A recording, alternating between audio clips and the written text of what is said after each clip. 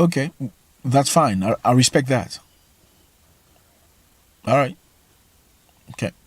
Speak to you later. Okay, bye.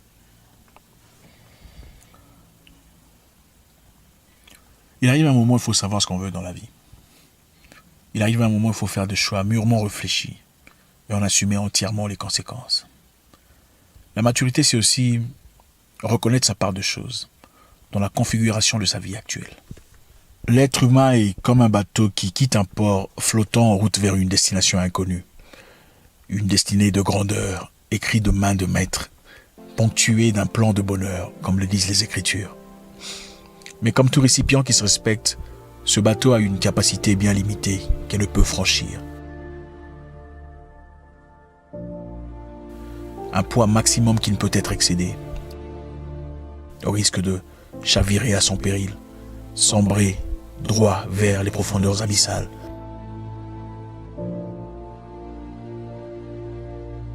Et ne jamais atteindre sa destination finale.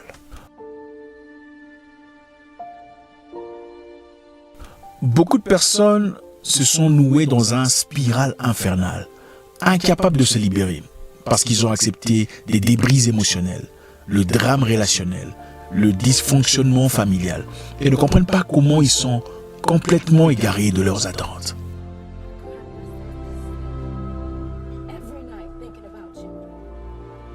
Il arrive un moment où il faut apprendre à s'aimer. T'aimer toi d'abord, le reste après. Il arrive un moment où il faut mettre son bien-être à la première page, de faire de soi une priorité, d'arroser d'abord son jardin de bonheur et d'arrêter de trouver toutes sortes d'excuses pour justifier ces gens qui causent un dysfonctionnement évident dans votre vie. Comment pouvez-vous dire que vous vous aimez si c'est toujours vous qui vous dépouillez financièrement, émotionnellement, socialement pour répondre aux besoins de ceux qui vous entourent?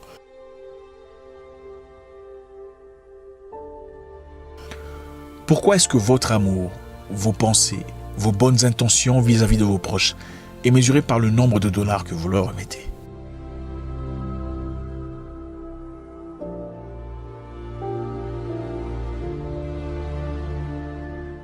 Vous travaillez depuis un temps avec des gens qui se sont prouvés détrimentaux à votre business, désavantageux à votre progrès.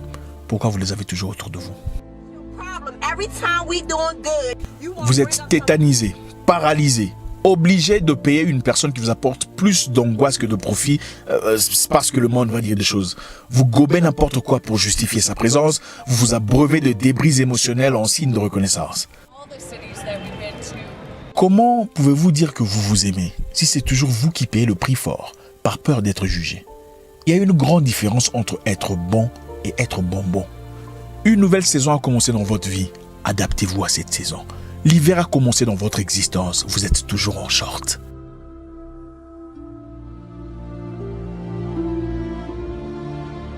Décidez de ne pas envoyer tout votre salaire parce que l'enfant de la cousine est malade. Les enfants de la cousine sont toujours malades quand on vient de percevoir son salaire. Mais quand il n'y a pas d'argent, ils ne sont jamais malades.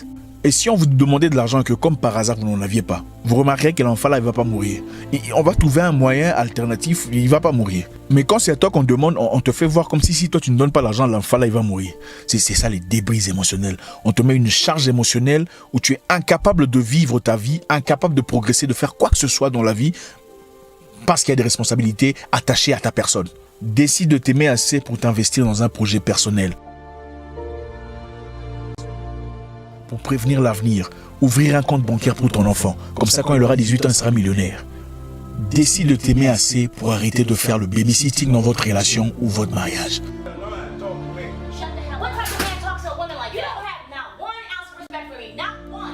Vous n'êtes pas à la maternelle. Tu n'es pas babysitter, vous êtes partenaire. Des adultes, poilus jusqu'aux oreilles. Il y a des gens qui ne vous contactent seulement quand ils ont besoin d'argent. Et on a besoin d'argent. Et tu attends qu'on te contacte. Comme si tu étais une poule pondeuse.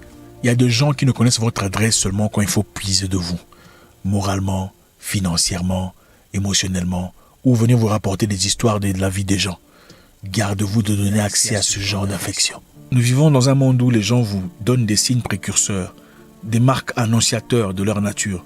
Les gens vous montrent ouvertement ce qu'ils sont, mais vous refusez de les croire.